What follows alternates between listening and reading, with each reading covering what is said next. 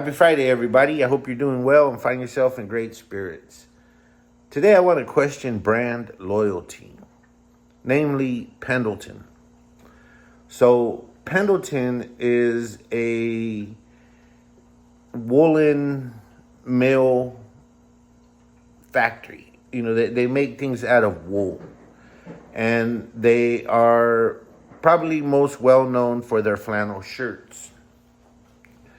In the 80s and 90s, that was part of the uniform of a gang member. You know, mostly Latinos, but black gang members wore them, Asian gang members wore them, kind of like the derby jackets.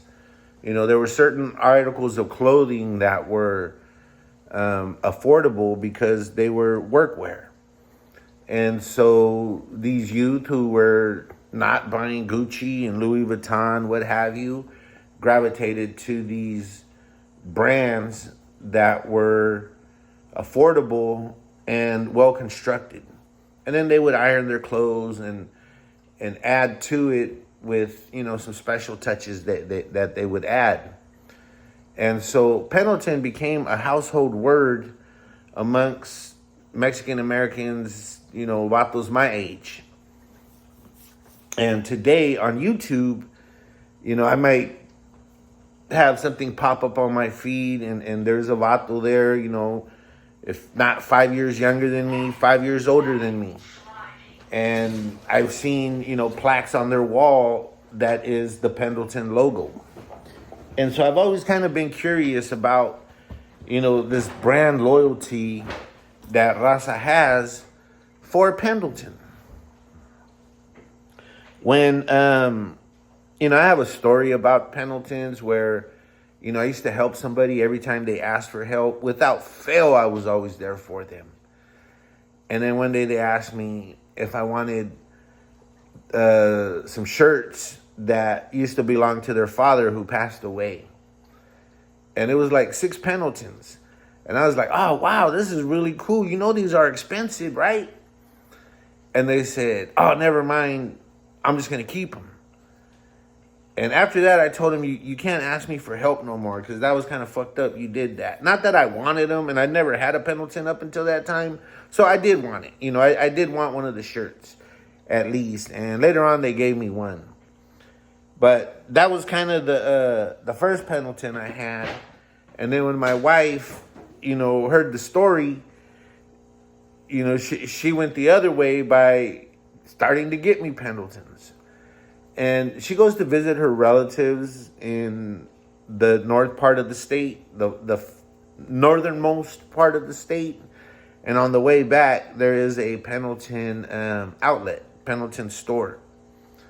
So these shirts that might normally be $150, $179 could be on the clearance rack there for $25, $30. So I have a lot of Pendletons. However, I don't feel a brand loyalty like I see with a lot of other folks. And recently, I want to question their loyalty because the last Pendleton I got, look, it came in this nice bag. This is an old bag, which I'll throw away after this. I kind of saved it just for the video. And so I thought, dang, that's kind of a fancy bag for hood clothes. And then when I looked in the thing, I saw they had given me a sticker. And I thought, oh, okay, that's cool. They hooked us up with a little sticker. Still not going to make me loyal to them. You know, I buy them because they're good quality, but I don't have a cultural association to them where I feel the need to put up a sign that says, you know, I'm loyal to Pendleton or what have you. But today was the clincher. This is what made me make the video. So I get the catalog from them, and I look through it.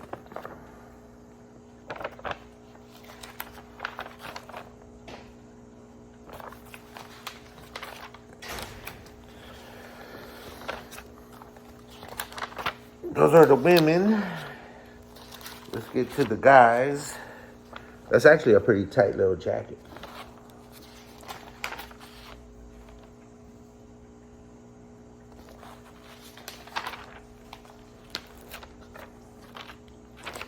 I think I got this one. That same shirt. But I looked through the whole magazine, or the whole catalog, and there was a good little informative part that tells you what the difference between all the shirts. Right here. And I always get this one because I like the buttons, which are snap-on. If you notice, there's no vatos in this thing.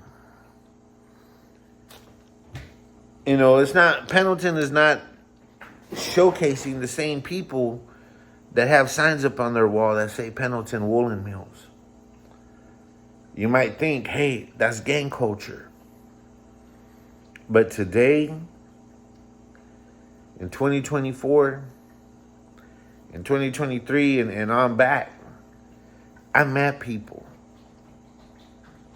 who got the little brim, wearing a Pendleton. They got a real one. They got their khakis creased. They got on some black hard shoes, tip shine. Cholos, the uniform of the Mexican-American gang member. But here's the clincher. These people who I've met dressed like that recently, the last couple of years, they're university professors at UC, University of California universities like UC Davis. They are authors. They have books on cultura, on psychology, on math, like you name it. There's people in those fields who, by their dress, could be stereotyped as a gang member. But they're university professors, authors, scholars. I don't know if they have a Pendleton signed up, displaying this brand loyalty. But if you're going to display that brand loyalty,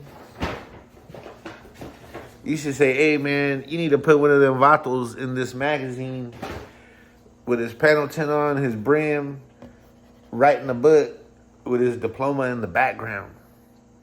Show some loyalty back to us. I don't usually do identity politics, and it's not a hill for me to die on, but someone should write Pendleton and say, hey, man, look, the Raza gives you all the support. Even fools on YouTube with remate flannel shirts got Pendleton signs on the wall. They're not even wearing a real Pendleton. They're promoting the brand. Someone should write Pendleton and say, hey, man, why don't you throw one of these